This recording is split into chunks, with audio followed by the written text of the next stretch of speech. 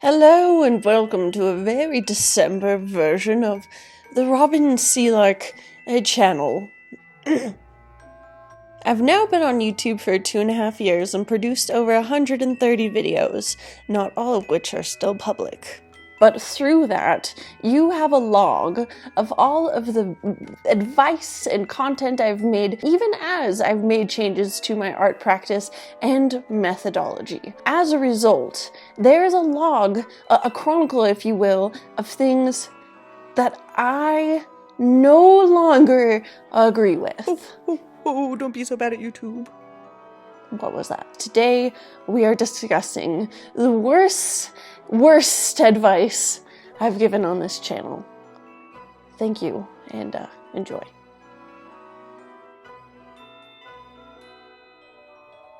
Let's start with one that I think about often. Number 1, never mix your paint with a paintbrush. This comes from my 2016 video, Top 20 Artist Hacks. Caveat, while this is one of my most popular videos and has a ton of good advice, I just don't agree with this piece. Next on our list is the very important palette knife. I use this in my studio all the time. If you are mixing with a paintbrush, don't do it. Yes, I use a palette knife all the time to mix my paint. I also use a paintbrush all the time. To give myself a little break, I think partly this advice came because I was working. I can't even tell if I'm doing an accent or not anymore. To give myself a break, I think in part this advice came because at the time I was working a lot more with oil paint than acrylic. But here's the full tea on that. Palette knives are essential to my practice when I'm working with oil paint. They are not necessarily essential to my practice while working with acrylic paint. And here's why. You see, acrylics and oils have extremely different properties.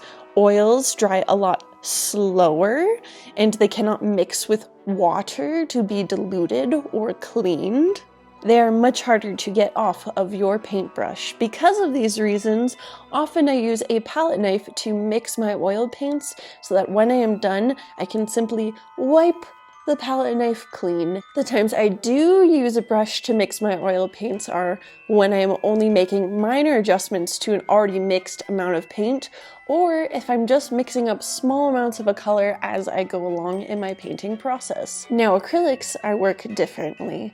You see, they're water soluble, so often I'm scooping up little bits of paint, mixing it. If I need to switch around my colors, I'm dabbing it in the water very quickly.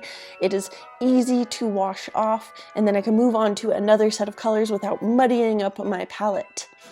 With acrylics, I also have to replace the little dots of paint on my palette much more frequently than with oil. So with oil, I can pre-mix a bunch of colors and come back to them, whereas with acrylic, you have to kind of work to mix up and apply paint immediately. And while I can just dab out that paintbrush with water and quickly move between colors, oftentimes that's just way more practical for me to just mix with my paintbrush rather than a palette knife. I hope that all made sense, but in summary, they are both valid. I would like to retract my statement to not use a paintbrush ever to mix. Thank you. Number 2, don't watch TV or videos while painting. This comes from one of my most popular videos of 2017, Bad Artist Habits to Avoid.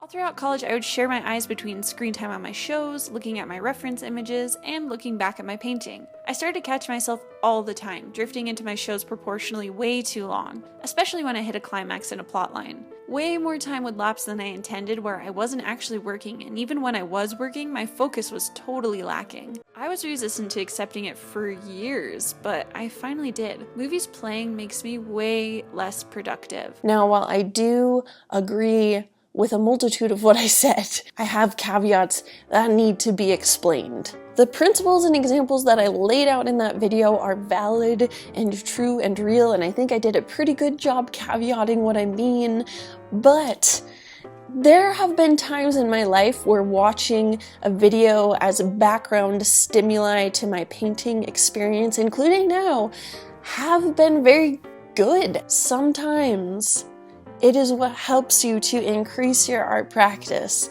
And if it is what is getting you into the studio and making you more productive and being able to accomplish what you want to with being more habitual in your art practice, then freaking do it. Sometimes a plot line or a good podcast feeds your positive reward system and builds addictive patterns of behavior. That is extremely helpful in building addictive, artistic, habitual practice. While I do think that audio only is a really good thing to implement in your studio time, if you do find you are productive still while having videos on, make that determination for yourself. Tip number 3, using the CANSON XL mixed media sketchbook. Okay, this thing is fine. But it's just fine. In a number of my old videos, including top 10 artist hacks from 2017, I made the recommendation or showed that I use that sketchbook. Everyone asks what I use in my recent videos where I'm working on a sketchbook. I use the CANSON, I think it's CANSON, XL Mixed Media. It has a 98-pound paper, so it's a bit thicker and it works with painting.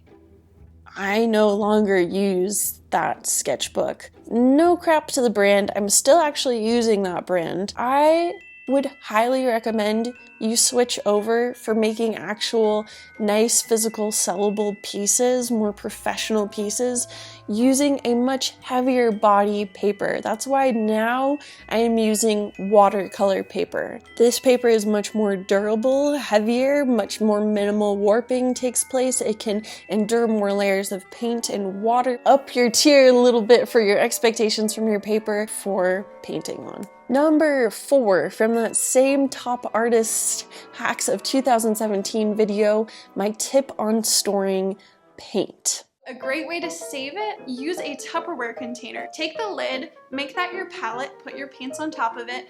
After you're done, pour out the water, put your lid back onto the base, and you will have an airtight seal. If you're an oil painter and you're looking to conserve your paint, I allow my globs of paint to just dry between uses, and then I take a palette knife and scrape out the inside and reuse that glob of paint and just get rid of the exterior that hardened overnight. In that video, I got a number of comments that were tremendously better solutions to storing your paint than the advice I offered. I have not actually used this on acrylics. I assume it works. Let me know if you have tried it.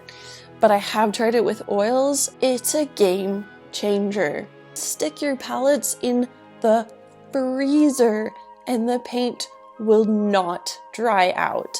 It's incredible. Do it. Now, if you're not privileged to the storage space as I am not now that I have a number of roommates, then feel free to take my previous tips on storing paint. And my number 5 revision, putting fibers on your masking tape when you are taping off your edges to keep the paper from ripping when you remove said tape.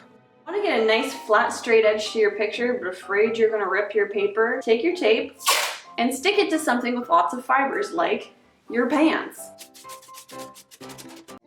Clear and smooth. Okay, if you don't have a hairdryer, feel free to continue to use this methodology. It's fine. This tip came from my 2016 video Top 20 Artist Hacks and was revised in my 2017 video Top 10 Artist Hacks. Use your tape normally, no fibers required, and then use a hairdryer afterwards to remove the tape. The heat will break the adhesiveness and you'll be able to take it off without ripping your paper. So I did address it, but I want the record straight in one area. If you have the full adhesive of your tape surrounding your painting while you mask it off, then that adhesive will not be broken and you'll get much cleaner lines with your masking. So that's my revision.